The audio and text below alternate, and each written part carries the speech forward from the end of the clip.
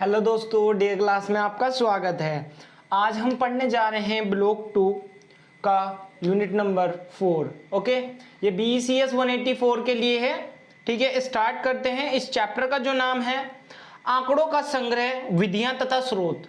देखो, इस mainly chapter में हम ये पढ़ने वाले हैं कि आंकड़ों को हम किस तरीके से एकत्रित करते हैं, उसके स्रोत क्या क्या होते हैं, जिन स्रोतों से हम उन आंकड़ों को एकत्रित करते हैं, यानी इकट्ठा कैसे करते हैं। मेनली ये चीज क्या है उसके बारे में हम पढ़ने जा रहे हैं। ठीक है, तो स्टार्ट करते हैं इसके ऊपर। ओके, सबसे पहली जो विधि है, देखो आंकड़ों का संग्रह की विधियां। पहले आंकड़ों को संग्रह समझ लेते हैं, क्यों करना जरूरी होता है। देखो, हम मेनली क्या होता है, हम जानते हैं जनगणना होती है। क्यों? देश में कितने लोग हैं, ये चीज है हमारे पास, कितना उत्पादन हो रहा है वस्तुओं का कितना उत्पादन हुआ है, कितना विक्रय या फिर क्रय हुआ है, वस्तु की कीमत बढ़ रही है, घट रही है, इस सब के बारे में हमें अंदाजा होना चाहिए सरकार को। तो वो आंकड़े क्या करती है सरकार, स्रोतों को इकट्ठा करती है। ठीक है, उसके बारे में हम पढ़ेंगे। तो फर्स्ट वाला है जनगणना। तो जल्दी से चैप्टर स्टार्ट कर देते हैं हम। ठीक है, तो पहले हम जानेंगे जो आंकड़े संग्रहण की जो विधि है, सबसे पहली विधि जनगणना विधि। ठीक है, देखो जनगणना जो है हमारी 1872 में क्या हुई थी, प्रारंभ हुई थी। जो रजिस्ट्रार जनरल ऑफ इंडिया के द्वारा ये स्थापित की गई थी, यानी स्टार्ट की गई थी, और 10 साल के बाद पहले दशक में होती है। यानी कि अगर हम देखें तो 10 साल यानी 1 से लेके 10 होने के बाद में 11वें साल को होगी जनगणना। मीन 10 साल का पूरा बायोडाटा निकाला जाता है, कितने लोग बढ़े हैं या घटे हैं जनगणना में। ठीक है, उसके बाद में अगर हम देखें, जैसे अभी जो हुई है 2011 में हुई है जनगणना हमारे यहाँ की, लेकिन जो अब जो होनी थी 2021 में होनी चाहिए थी, लेकिन कोरोना वगैरह का फंक्शन चल रहा था तब उस टाइम पे हमारे साथ, इस वजह से ये नहीं हो पाई थी। ठीक है, तो हर 10 साल के पहले दशक में स्टार्ट हो जाती है। और जो ये होती है, स्टार्ट करते हैं हम। अब इसको हम 3 हिस्सों में बांटते हैं। ठीक है, पहला पार्ट तो हमने पढ़ लिया, जनगणना हो गया।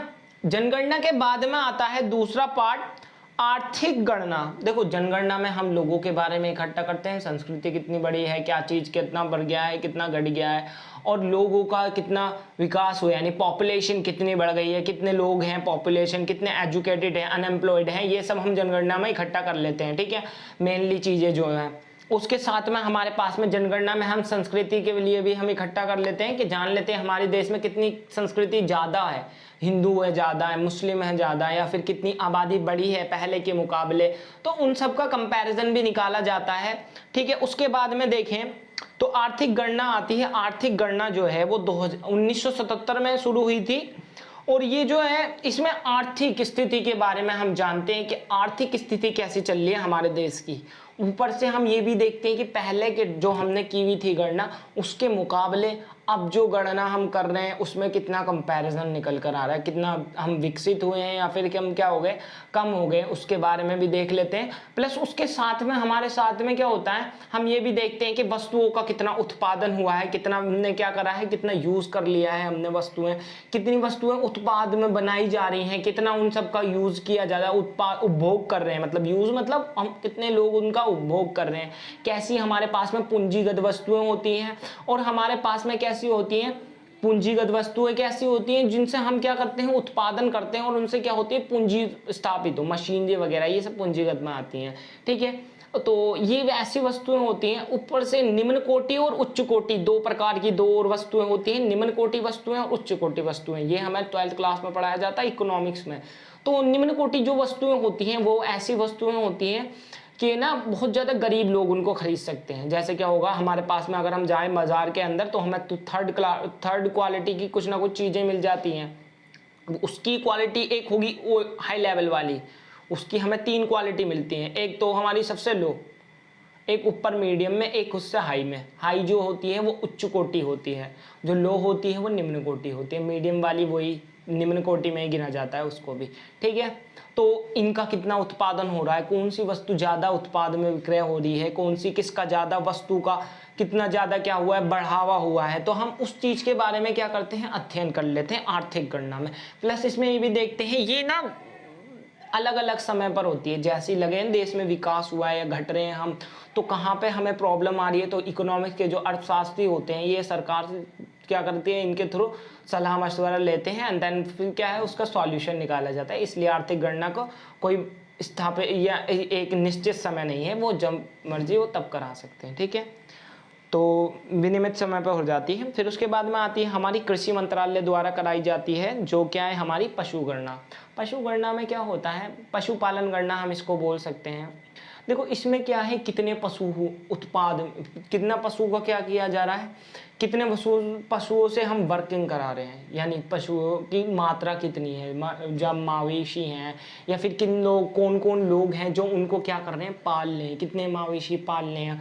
और उनके साथ में हमारे ये भी देखते हैं कि हमारा जो एक शहर है, सपोज एक शहर की हम गणना करें तो हम ये देखेंगे कि इतने मवेशी हैं उस शहर की तरफ, तो उधर कितने जानवर हैं जो पाले जा रहे हैं, तो उनको ये भी देखनी जरूरी है कि उनको बराबर चर मिल रहा है या नहीं, चरना मतलब खाना वगैरह मिल रहा है या नहीं मिल रहा है। अदरवाइज क्या होगा, सरकार जैसे क्या आता है हमारी गौशाला के बारे में हम जान सकते हैं। गौशाला जो है हमारी जो खुली हुई है यूपी में, वो इसलिए खुली गई हैं ताकि जितने भी गायें जो है वो इधर उधर घूमती हैं, उनको बहुत सारी प्रॉब्लम्स होती थी, कई सारे एक्सीडेंट देखे गए थे, तो ये बहुत अच्छा सॉल्यूशन था कि हमने उन गायों को क्या करा, उनके लिए पशुपालन बनवाया और क्या है वो अब वहाँ पर सेफ है। तो मंत्रालय ने इसकी भी गणना की है कि कहाँ कहाँ भी पशुपालन के साथ में, पशुओं के साथ में जैसे हमारे ह्यूमन राइट्स हैं, ऐसी उन लोगों के लिए भी सोचा जाता है। एनिमल राइट्स के नाम से भी हम देखें तो बहुत सारी चीज़ें हमें देखने को मिल जाएंगी, तो उनको भी क्या किया जाता है, हम सेफली करते हैं। और इसलिए पशु गणना की जाती है कि कौन कौन लोग हैं जो मुर्गों का पशुपालन कर रहे हैं, मुर्गों का, जानवरों का, जो बकरी वगैरह होती हैं, ठीक है, उनका पशुपालन कर रहे हैं, तो उन सब की गणना की जाती है जो हमारी किसी में पशु गणना के अंदर आते हैं। इसके तीनों पार्ट क्लियर हो गए आपको। सबसे पहला पार्ट जो है वो जनगणना है, दूसरा हमारा आर्थिक गणना है, तीसरा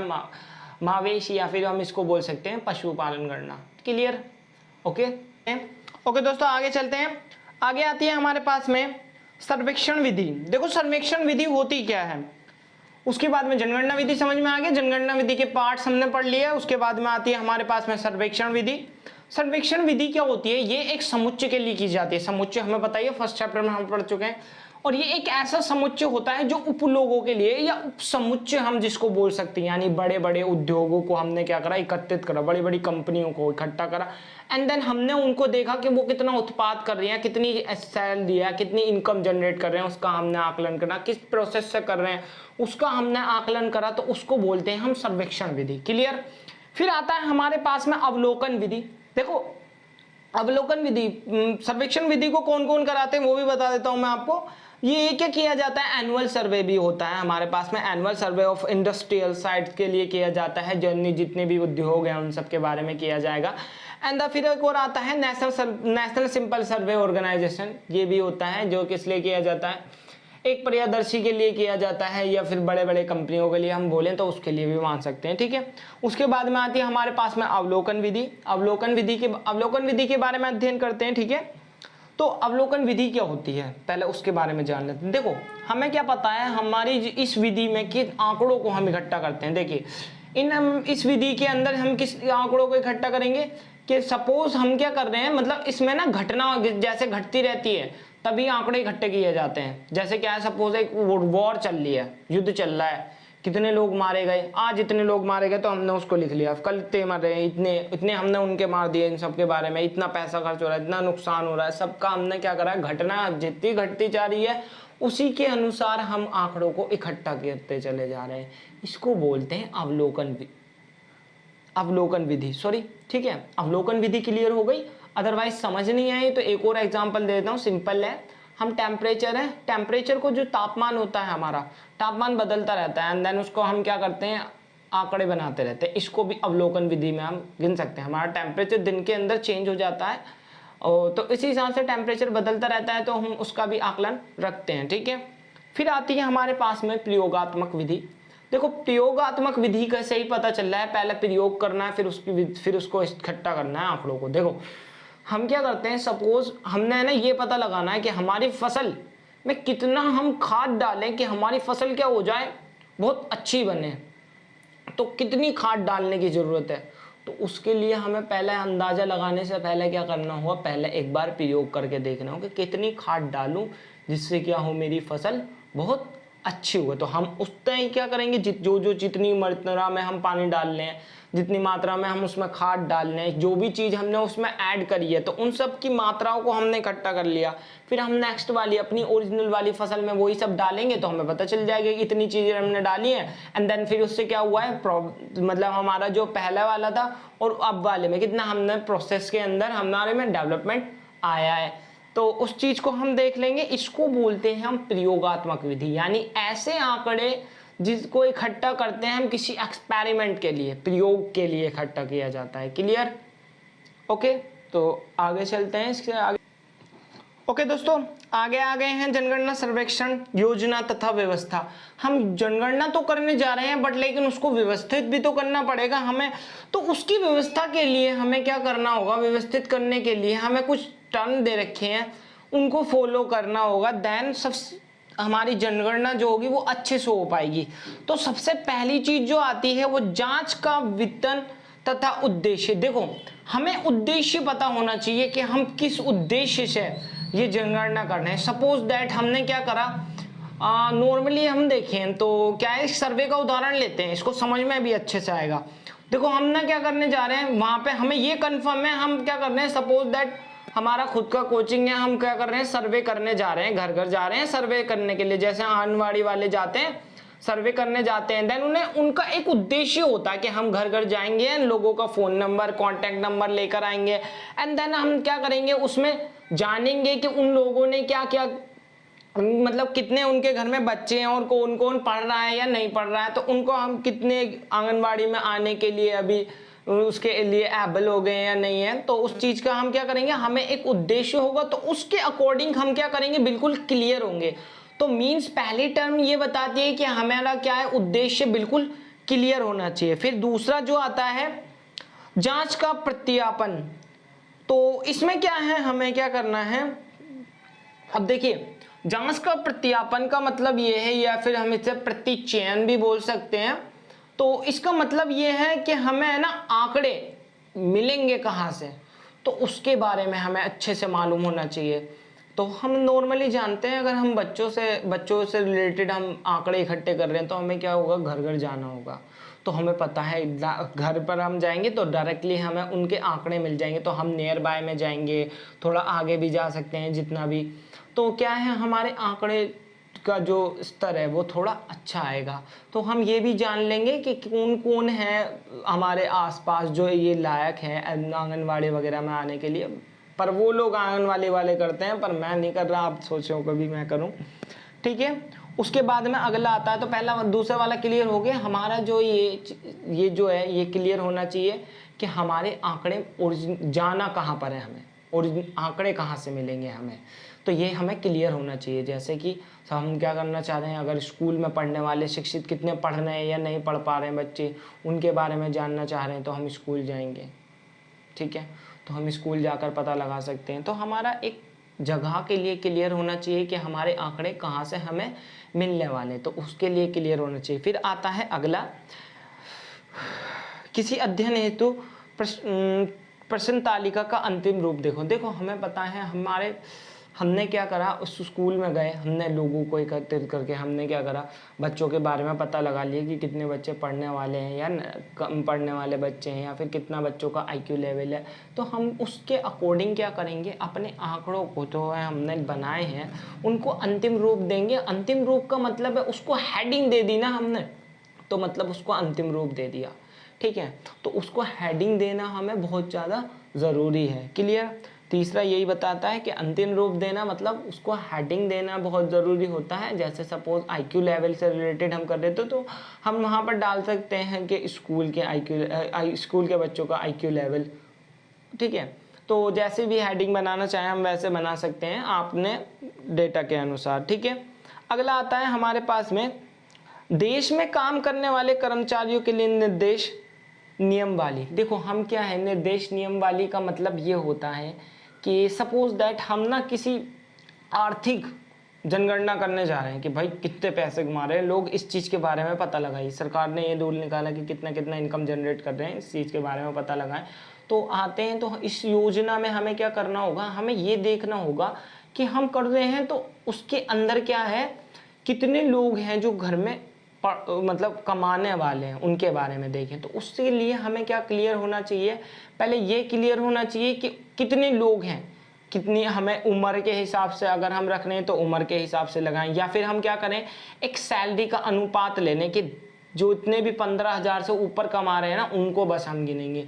तो हमें ये क्लियर होना चाहिए कि हमारा एक आंकड़ा, एक स्थिति होनी चाहिए, हमारा हम उसको चर भी बोल सकते हैं, एक चर क्लियर होना चाहिए कि इस चर से हम लेकर उनको काउंट करेंगे। या फिर अगर हम उम्र से रिलेटेड करना चाहें तो उम्र में भी कर सकते हैं कि इसकी आयु से ऊपर वाले लोगों को जो भी कमा रहे हैं उनकी हम जनगणना कर रहे हैं। क्लियर। तो नियम वाली में यही आता है। अदरवाइज हम क्या करेंगे, छोटे बड़े सबकी इनकम को काउंट कर लेंगे तो आंकड़े क्या होंगे, बहुत ज़्यादा गलत हमारे निकल के आएंगे या आंकड़ों में त्रुटियाँ निकल कर आएंगी। क्लियर।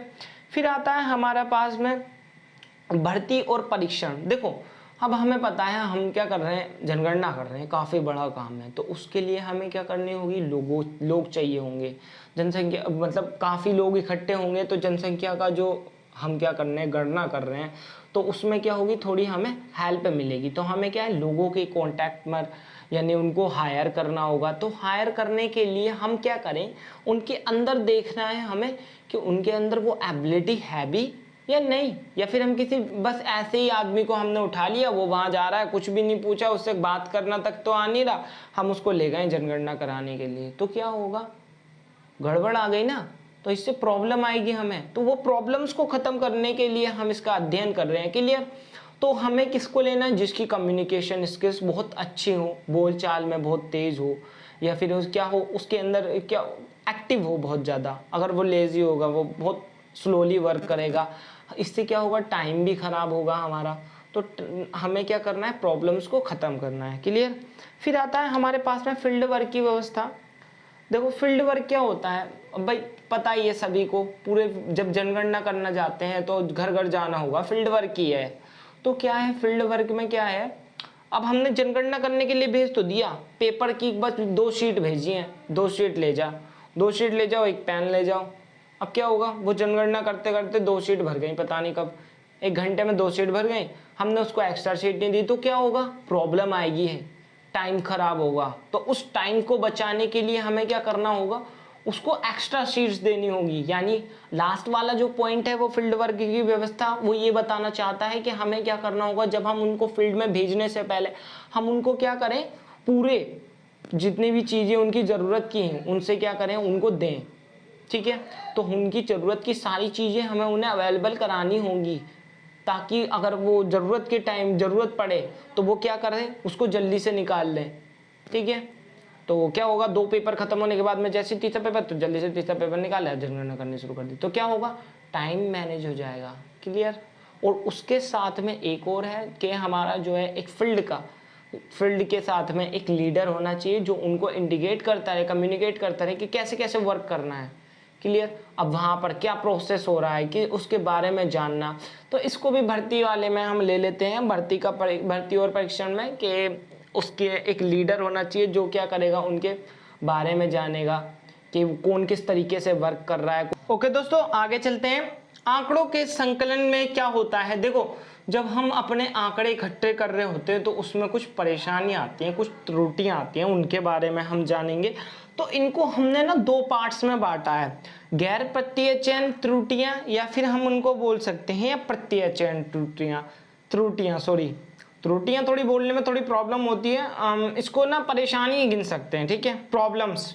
तो देखो सबसे पहले आती है गैर प्रत्ययचयन त्रुटियों के अंदर हमारे कुछ पार्ट्स हैं, उनको डिस्कस कर लेते हैं कि हमारी क्या क्या प्रॉब्लम्स गैर प्रत्ययचयन। देखो गैर प्रत्ययचयन है क्या, पहले वो बता देता हूं। गैर प्रत्ययचयन वो चीज है कि हम क्या कर रहे हैं, समष्टि स्तर पर अध्ययन कर रहे हैं, समष्टि स्तर पर हम सभी लोगों का अध्ययन कर रहे हैं। क्लियर।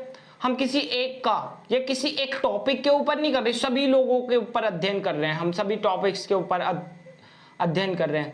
तो इसमें क्या होगा, हमारा एक टॉपिक डिसाइड नहीं है, हम क्या कर रहे हैं, सभी चीज़ों के बारे में अध्ययन कर रहे हैं।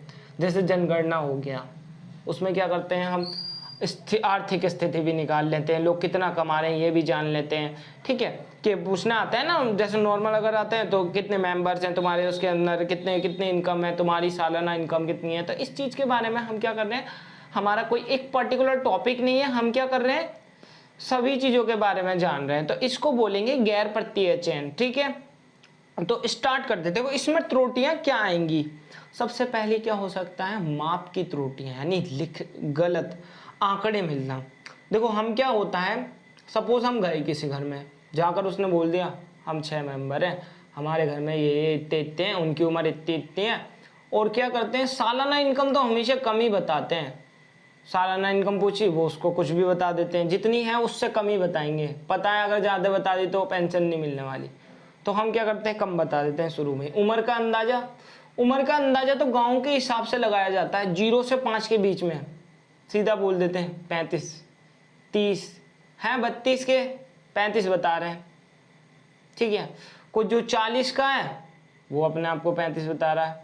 तो क्या है, 0 और 5 के बीच का आंकड़ा ले रखा है लोगों ने, क्या करते हैं, सीधा बताते हैं 25 के और 26 है तो बताते हैं कितने, 25, और 25 से 26 हैं तो बताएं 26 के बाद में 27 28 वाले 30 के, क्योंकि उनको सही आकलन नहीं है।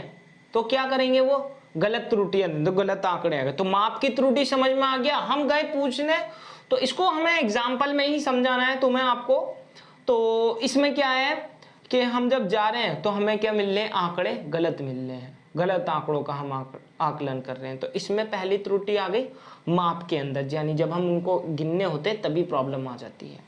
ठीक है, उसके बाद में दूसरा है झूठी अथवा मनगढ़ंत आंकड़े देना। देखो अब क्या होता है, अब की बार ना हम क्या है, मान लो जनगणना के लिए जाने वाले लोग पता है क्या करते हैं, अरे यार कौन जाएगा घर घर, आप एक काम करो यहीं पे खुद से भर दो, इतने इतने मेंबर हैं, सब कुछ अपने आप से भर दिया, सब कुछ अपने पास से भर दिया, मन से, अपने मन घड़त। तो क्या हुए, आंकड़े फिर से गड़बड़ा गए, तो फिर से प्रॉब्लम आ गई। तो दूसरी वाली त्रुटि क्लियर हो गई कि मन घड़त या झूठे आंकड़े मिलना। ठीक है, उसके बाद में तीसरा पॉइंट जो है, अन्वेक्षक या के रवैया या पूर्वाग्रह, हम इसको बोल सकते हैं, अन्वेक्षक का पूर्वाग्रह रवैया। अब देखो इसमें क्या है, इस ऐसा रवैया कि सपोज गए, हमने घर गए, सपोज हम ना आंकड़े इकट्ठे करने के लिए गए हुए हैं घर में, जैसे ही घुसेंगे तुरंत ही एक बड़ा आदमी निकल कर आ जाता है, जो घर का मुखिया है वो निकल कर आ जाएगा, क्योंकि जैसे ही जो बच्चे भी उसी को बुलाएंगे जो घर का मुखिया है, मुखिया आ जाएगा जी बाहर, हाँ बताइए क्या काम है, वो उस चीज़ का रवैया ही ऐसा होगा, आते ही सीधा क्या काम है बोलिए सर, उम्र के बारे में कुछ भी अपने मन का, इतनी उम्र होगी, इतनी होगी, गलत आंकड़े, कुछ से बिना पूछे खुद ही सब कुछ अपने मन गढ़ा बता। तो रवैया जो है, तो अन्वेक्षण का रवैया, यानी कि जो घर का मुखिया है उसका जो रवैया है वो इस तरीके से रहे, तो वो क्या करेगा, घर के मुखिया के द्वारा क्या होगा, आंकड़े फिर से क्या होंगे, हमारे गड़बड़ा जाएंगे। मेनली हम इसमें अध्ययन करेंगे आंकड़े खराब कैसे हो सकते हैं हमारे, उसके बारे में अध्ययन कर रहे हैं। फिर से क्या हुए, आंकड़े खराब हो गए, तो ये वाली स्थिति क्लियर हुई। फिर आता है चौथा पॉइंट, उत्तरदायी का संरक्षण ना कर पाना। देखो उत्तरदायी, इसके बारे में मैं आपको बताता हूँ, या स्मरण ना कर पाना। देखो सपोज दैट हम किसी स्वास्थ्य के बारे में जानने के लिए हम आंकड़े कर रहे हैं इकट्ठे, एंड देन हम गए, घर जाने के बाद में हमने जिसके बारे में हम अध्ययन कर रहे हैं सभी से हमने डिस्कस करा, हमने कितने लोग हैं जो साल भर में, इस साल में सपोज दैट मोदी सरकार ने बोल दिया कि आप ना इस वाली सरकार में, मतलब इस वाली साल में पता करो कितने लोग क्या हुए थे अस्वस्थ, यानी बीमार पड़े थे, उसके बारे में अध्ययन करना है घर घर जाके। तो पहुँचने के बाद में क्या होता है, जैसे ही हम जाते हैं वो क्या बताता है, मन गढ़ंत बताएगा आंकड़े, भाई मैं तो बहुत बीमार हुआ था, उसे याद ही नहीं होगा, पूरे साल में 365 दिन होते हैं, 365 दिन में वो तो पता नहीं कितनी बार बीमार होगा, तो उसे याद ही नहीं होगा। तो क्या है, जो उत्तरदायी है जिससे हम पूछ रहे हैं उसे स्मरण ही नहीं है कितनी बार स्वस्थ है या अस्वस्थ रहा है वो। तो इसके बारे में क्या है, यानी हम जो भी पूछने गए हैं उसे स्मरण ना हो, उसे पूरा अच्छे तरीके से पता ना हो, तो ये किसके अंदर आएगा, तब भी हमारे आंकड़े क्या होंगे, गड़बड़ा जाएंगे। वो कुछ ही बताएगा, अब पूछा सरकार वाला कुछ भी बता दो, तो वो क्या करेगा, अपने मन से कोई भी आंकड़े निकाल के दे देगा कि मैं तो बीमारी नहीं हुआ, बस 2 बार हुआ था, बुखार चढ़ा था उतर गया। तो क्या होगा, कोई भी आंकड़े क्या करेंगे, मिल जाएंगे हमें, मनगढ़ंत आंकड़े। क्लियर ये वाला। फिर आता है हमारा अगला पॉइंट, जानकारी ना मिलने की त्रुटि। देखो अब कुछ महान लोग होते हैं जिनके हम घर में जाते कुंडी बजाते हैं, वो लोग मना कर देंगे जानकारी आंकड़े देने से, सीधा साफ मना, नहीं कोई आंकड़े नहीं मिल रहे, यहाँ कोई ये ऐसी चीज़ों के बारे में हमसे मत पूछिए, कोई नहीं है घर में। तो क्या करेंगे, आंकड़े मिल ही नहीं पाए, तो क्या करेंगे, उसको आगे जाना होगा, तो वहाँ की त्रुटियाँ, फिर से आंकड़े हमारे खराब जाएंगे क्योंकि हमें वो आंकड़े मिले ही नहीं। फिर आता है हमारे पास में, करते हैं हमारे पास में, ओके आगे जो आता है उसके बारे में ध्यान करते हैं। अगली वाली जो है वो है हमारे पास में प्रोसेसकरण, या फिर हम इसे प्रोसेसकरण भी बोल सकते हैं, तथा प्रस्तुतियाँ की त्रुटियाँ। देखो इसमें क्या होगा, सपोज दैट हम जाते हैं कुछ प्रिंटिंग करवाने गए हुए हैं, हम फ्लैक्स वगैरह बनवाने जाते हैं, उसको बता दिया हमने भाई इतने इतने फीट का करना है, उसने क्या करा, गलती से 3 फीट लिख लिया, बताया हमने 6-3 लिख लिया, तो क्या हुआ, आंकड़े गड़बड़ कर गए। अब वो जब उसको बनाएगा छोटा निकल कर आ जाएगा, भाई वो दोनों की लड़ाई हो जाएगी। क्यों, आंकड़े किसकी वजह से गड़बड़, उसने जो बताया था उनने, अपनी गलती। तो इसमें क्या है, किसकी गलती हो रही है, हमारी गलती हो रही है जो हम आंकड़े लेने जा रहे हैं। तो समझ में आ गया, लास्ट वाला हो सकता है मिस्टेक हमसे हुई हो, तो हमें ओके दोस्तों, अगला टॉपिक जो है वो हमारे पास में अध्ययन की लागत है। मतलब हमने जो आंकड़े इकट्ठे कर रहे हैं, उस आंकड़ों को इकट्ठा करने में हमें कितने पैसे लग गए हैं, टोटल पैसे कितने लगे। देखो हमने उसमें क्या क्या ऐड करना है, कितने हमने श्रमिक रखे हैं उनको ऐड करना है, कितना हमने लागत वस्तुएं कितनी खरीदी है उनको ऐड करना है। तो टोटल हम निकालेंगे तो हमें अध्ययन की लागत पता चल जाएगी, कितना हमने खर्च किया और कितना हमने क्या करा, कितना हमने वेस्ट कर लिया। वेस्ट क्या है, वो एक तरीके से काम में ही आ जाएगा भाई, सीधी सीधी बात है। हम जिस भी क्षेत्र के बारे में हम अध्ययन कर रहे हैं तो उसके लिए हमें क्या करना होगा, श्रमिक ज़्यादा से ज़्यादा ही रखने होंगे जिससे कि काम जल्दी से जल्दी कवर अप हो जाए। ठीक है, उससे अगला टॉपिक जो आता है हमारे पास में द्वितीय आंकड़े। द्वितीय आंकड़ों से मतलब ये होता है कि हम क्या कर रहे हैं, सपोज हम किसी एक चर के आंकड़े इकट्ठे करने गए या एक परिवार में गए, हमें एक परिवार का अध्ययन करना है, तो हम क्या करेंगे, उसके बारे में जानने के लिए हम उसके पड़ोसी से पूछ लें, तो उसका पड़ोसी क्या करेगा, उसके बारे में बता रहा है, तो क्या होगा, उसने जो आंकड़े हमें दिए हैं, हो सकता है उन आंकड़ों में क्या हो, कुछ गड़बड़ हो, तो उनने जो भी आंकड़े दिए हैं तो वो द्वितीय आंकड़े होंगे। क्लियर।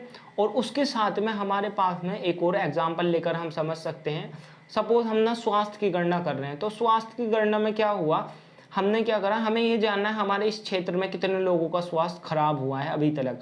तो हम लोग डायरेक्ट जाकर लोगों से ना पूछकर हम क्या करें, हॉस्पिटल्स वगैरह से पूछ लें, एंड देन उसमें हमें क्या होगा, गवर्नमेंट्स की पावर वगैरह तो थोड़ा बहुत हेल्प करा सकते हैं, तो वो लोगों से हम क्या कर सकते हैं, डायरेक्टली पूछ सकते हैं, तो वो लोग हमें क्या करेंगे, बताएंगे कि कितने लोगों का स्वास्थ्य खराब हुआ था। तो ये क्या है, हमारे द्वितीय आंकड़े होंगे वो भी। क्लियर। तो आज की इस वीडियो में बस इतना ही। Thank you so much.